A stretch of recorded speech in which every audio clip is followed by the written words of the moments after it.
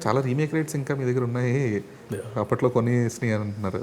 So ఆ remakes అంటే ఇప్పుడు కొంచెం రీమేక్ వ్యవస్థ అనేది కొంచెం దెబ్బపడిపోయింది మొత్తం. ఎందుకంటే బికాస్ ఆఫ్ ఓటీటీస్ కావచ్చు, లేదంటే జనాలకు కొంచెం వేరే ఇండస్ట్రీల మీద నాలెడ్జ్ పెరగడం వల్ల కావచ్చు. సో ఇప్పుడు మరి అవన్నీ కూడా ఎలా సార్? మా దగ్గర ఉన్న రీమేక్స్ అన్నీ ఇండియావి కాదండి. ఇండియా సో మీకు ఆ ప్రాబ్లం లేదు, నాకు ఆ ప్రాబ్లం లేదు. ఓకే. బట్ అవి ఎంతవరకు బెనిఫిషియల్ ఉంటాయి సార్ అసలు?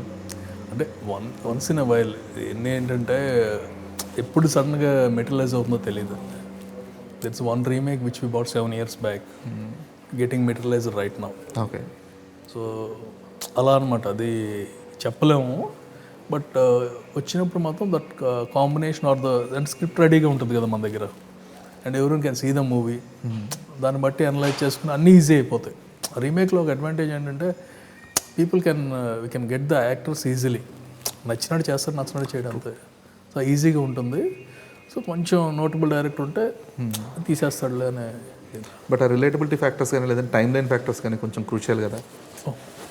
అన్ని ఇయర్స్ బ్యాక్ వచ్చిన మూవీస్ కాబట్టి అంటే అప్పుడులో వచ్చినా మనకు ఆడేది కాదేమో.